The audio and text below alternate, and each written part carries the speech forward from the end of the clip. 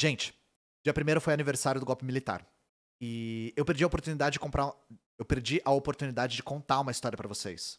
Que é uma história que eu contei lá quando eu comecei o canal. Eu pensei, eu vou contar de novo agora que eu tenho mais gente me assistindo, né? Que é o dia que eu descobri a ditadura militar. O dia que eu ouvi pela primeira vez. O que é, não vai ser nada alface. O dia que eu ouvi pela primeira vez. Talvez não tenha sido a primeira vez que eu ouvi ditadura militar, mas a primeira vez que eu entendi o que, que era. E a gravidade da questão. Então eu vou mostrar pra vocês aqui. Porque tem foto desse dia. Tem foto. Esse aqui sou eu nesse dia. Esse aqui sou eu. Do outro lado é meu amigo, eu censurei a cara dele, porque ele não me deu permissão pra mostrar, né? Eu tinha 8 anos. Como vocês sabem, eu já falei aqui algumas vezes, eu cresci em Perus. Eu passei boa parte da minha infância em Perus. Perus é um bairro de São Paulo que fica na zona noroeste de São Paulo. É o último bairro antes de Caieiras, que é uma cidade na zona noroeste, né, digamos assim. Como eu estudava em Perus, Perus é considerado quase uma cidade, porque é tão grande, é um bairro tão grande, que as pessoas de lá não se enxergam como sendo de São Paulo. As pessoas, quando vinham pro centro, falavam, eu vou para São Paulo, mesmo já estando em São Paulo, porque Perus é um bairro, né? E o nosso trabalho de escola, na 3ª série, era fazer uma maquete de algum ponto do bairro, pra vocês verem como a galera lá é muito vinculada ao bairro. E Perus tinha uma fábrica de cimento desativada. Eu fui junto com esse meu amigo até a fábrica de cimento. A gente ficou olhando a fábrica, fotografamos lá com a nossa Cybershot, e a gente fez a maquete da fábrica. Tá aqui, ó, Cimento Perus. Aqui atrás tá a fábrica de cimento de Perus em Word Art. E aqui as fotos que nós tiramos no dia. Só que quando eu cheguei lá, tava rolando uma comoção na sala. Tava rolando uma espécie de burburinho, entre as professoras, principalmente. E um menino tinha feito uma maquete de um cemitério. E eu não tava entendendo muito bem. Eu tava ouvindo um tititi, assim, tava ouvindo alguma coisa estranha e a galera tava meio em cima do cemitério. E aí eu vi uma mãe falando assim, o menino fez uma maquete do cemitério de Perus. E aí foi a primeira vez que eu vi cemitério de Perus, né? Qual é a questão com esse cemitério, gente? Dia 4 de setembro de 1990, os funcionários da prefeitura, cuja prefeita na época era a Luísa Erundina, do PT, acharam uma vala clandestina nesse cemitério. E acharam 1.049 ossadas, tanto de presos comuns, como depois descobriram de presos políticos. Esse cemitério tinha sido inaugurado pelo Paulo Maluf em 1971, ou seja, linha duríssima da ditadura, e era, segundo ele, destinado para indigentes. Desde essa época, já se tinha a suspeita de que esse cemitério não era para isso. Em 90, a Luísa Erundina determina a investigação do local. Eles acharam uma vala comum gigantesca. E mandaram parte da ossada para a Unifesp e para a Unicamp. O que eles descobriram? Sinal de tortura e sinal de execução. Acharam um corpo de desaparecido e preso político. E acharam também corpo de pessoas indesejadas. A ditadura literalmente matou a população de rua e jogou numa vala comum, gente. Quando o Maluf ganha a prefeitura de novo, depois da Luísa Erundina, ele encerra as investigações. Por que vocês acham que eles encerram? Esse cemitério chamava Dom Bosco e trocou de nome para Colina dos Mártires. As investigações até que tinham avançado na época do PT, só que aí o Bolsonaro de novo cortou. Então nós temos aqui uma notícia do Estadão. Bolsonaro encerra grupo de trabalho de ossadas de Perus. O Ministério diz que ainda está estudando o decreto do presidente. Trabalho identificou desaparecidos políticos mortos pelo DOI-CODE. Aí aqui tá falando da mesma coisa. Em 2014, isso tinha sido retomado. O Bolsonaro encerrou de novo. E agora tá tentando se retomar de novo. E eu lembro até hoje, nessa maquete que esse menino fez, lembrando que a gente tinha 8 anos, né? Tinha uma foto. E a foto era isso aqui, ó. Tinha esse muro e com esses dizeres. Aqui, os ditadores tentaram esconder os desaparecidos políticos, as vítimas da fome, da violência do Estado policial, dos esquadrões da morte e, sobretudo, os direitos dos cidadãos pobres da cidade de São Paulo. Fica registrado que os crimes contra a liberdade serão sempre descobertos. Luísa Erundina de Souza. Isso estava na maquete. Esse foi o primeiro dia que eu entendi o que era ditadura. Que eu descobri que o Brasil tinha tido uma ditadura. Eu já podia ter ouvido ditadura militar, mas eu não entendi o que era. Nesse dia eu entendi. Porque eu vi o rosto dos pais e das professoras e da comoção que aquilo gerou. Eu não lembro de nenhuma maquete. Eu só lembro da minha porque tem foto. Vocês entenderam a importância da memória, gente? O peso todo da ditadura foi me transmitido por conta disso. Por conta da memória que foi preservada graças ao governo Luiz Erundina na Colina dos Mártires. Que ano foi isso? 2003. 2002, por aí. 2002, 2003. Não lembro, um dos dois.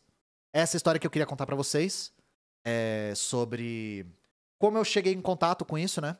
Eu tenho 29 agora. E é uma história que eu tenho memórias muito vivas ainda desse dia, sabe?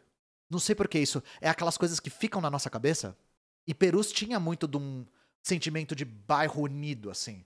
De que sempre se falava de bairro. Eu nasci em Perus, eu não nasci em São Paulo, eu nasci em Perus. Perus é o meu bairro, é a minha casa, eu vou voltar pra minha casa. Tem uma coisa assim, o bairro é gigante, gente, gigante. Pirituba, mesma coisa, é perto. Pirituba é gigante, a galera falava Paristuba, né? O pessoal que morava lá. O cemitério ainda tá lá. E as investigações ainda estão sendo feitas. E pra terminar com alface, gente, hoje tem alface. Só pra gente não ficar com esse gosto de ditadura militar na boca, né? Cachorro frentista se aposenta após 12 anos de trabalho em posto do litoral de São Paulo. Agora só dorme. Beethoven vivia em um posto de combustíveis em Santos desde 2011. Um dos frentistas decidiu adotá-lo após o estabelecimento trocar de dono. Giovana Soares no G1. Gente, quantos anos humanos são 12 anos em cachorro? Não é cachorro pão, cachorro molho não. É cachorro frentista. 84? Ou seja, a reforma da Previdência chegou no cachorro também. Então é isso, abaixa a reforma da Previdência. O cachorro teve que trabalhar 84 anos humanos pra conseguir se aposentar. Mas se aposentou, agora só dorme, né? Cachorro frentista se aposenta após 12 anos. Foram 12 anos trabalhando como frentista em um posto. O cão passou a morar no estabelecimento depois de ter sido resgatado pelos frentistas. Hoje vive com Marcos Wilson Silva Araújo, 52 anos. Tá aposentado e agora só dorme. É o famoso Beethoven aposentado. Olha, ele tinha até crachá. Beethoven. Clean car, olha só. Olha só que bebê. Então é isso. Fico feliz pela aposentadoria do Beethoven. Espero que todos nós sejamos Beethoven no futuro. E um pouquinho de alface não faz mal pra ninguém, né? A gente terminou com uma história pesada. Lê os pics, claro. Lenin Calvinho. PCB ou P? Ainda tô na dúvida de qual me filiar. Obrigado pelos R$3. Tem que falar com... Primeiro, tem que ver na sua cidade, né? Tem cidades que não tem um, tem cidades que não tem outro. Lê os programas e ver qual dos dois você mais concorda. Não tem escolha errada, sabe? Não tenho muito o que falar a respeito disso. Anônimo, obrigado pelos 20 conto. Existe alguma forma de contribuir com a militância trabalhando com TI? Sempre tem, até porque nós da Soberana, por exemplo, que é a minha organização, trabalhamos com internet, né? Então tem muitos espaços da internet que a gente possa ocupar. O que eu recomendo pra você é entrar no Discord e conversar com a galera do TI lá. Não sei, tem algumas coisas que a galera tá conversando lá que eu não sei se eu tenho permissão de falar em live, então eu não vou falar. Mas dá uma olhada no Discord, tem um camarada aí que falou, vem pra UP. A UP deve ter maneiras de absorver essa mão de obra, né? Lieve, tem alguma recomendação de leitura pedagógica além de Vygotsky? Obrigado pelos 3,77. Paulo Freire, não tem a menor dúvida. Paulo Freire. Se você nunca leu, leia o Paulo Freire, tá? Não só porque ele é um teórico muito importante, mas porque ele fala muito da realidade brasileira. Então, se você... Vygotsky é fantástico, mas o Paulo Freire é muito bom também. Se você quer educação comunista, aí vale a pena a Nadia Krupskaya e o Kalinin. São dois soviéticos que escreveram sobre educação. A Krupskaya sobre educação nas escolas e o Kalinin sobre educação nas fileiras dos partidos, né? Eros PV, obrigado pelos R$20. Não esmoeça jamais, muito obrigado. Anônimo, obrigado pelos R$10. Grinteira, obrigado pelos R$10 também. Pode explicar como as manifestações funcionam do ponto de vista tático? Por exemplo, o governo Lula é um governo que se apoia na população. Então, no caso do governo Lula, as manifestações têm uma capacidade de pressão bastante significativa, porque o Lula precisa do apoio popular para se manter. Tanto que a gente já viu, mesmo que de maneira muito ineficiente, uma resposta do governo às manifestações a favor da revogação do ensino médio, do novo ensino médio, né? Então, a gente consegue ver que o governo sente a pressão, porque se o governo abrir mão desse apoio popular, ele vai ruir em pouco tempo. O governo Lula precisa do apoio popular para se manter. No caso do governo Bolsonaro, que é um governo autoritário, cara, a popularidade de Bolsonaro despencou na época que as manifestações estavam altas. Ouso dizer que as manifestações foram essenciais para o Bolsonaro não se reeleger. Então, tem uma série de fatores que fazem com que as manifestações sejam necessárias do ponto de vista tático. Entende? Só tô dando alguns exemplos, tem vários, mas são só dois que são pontuais que a gente consegue observar. Para não ficar muito abstrato, né? É isso. Já li tudo aqui. Indica livros para compreender a escravidão. Hoje mesmo, eu vou pegar um documento que eu e a Isa, a História da Imagem, escrevemos juntos, sobre escravidão tanto histórica quanto contemporânea. A gente fez uma compilação de livros e artigos e a gente descreveu o que, que tem em cada um para vocês decidirem qual é o mais adequado para leitura, tá? Deve ter uns 20 e poucos livros ou artigos. Demorou para fazer a curadoria. Eu usei muito essa lista pra ir no Critique, por isso que eu tava bastante afiado no que diz respeito à escravidão lá. E aí a gente vai disponibilizar publicamente, a gente só tá vendo a melhor maneira de disponibilizar isso publicamente.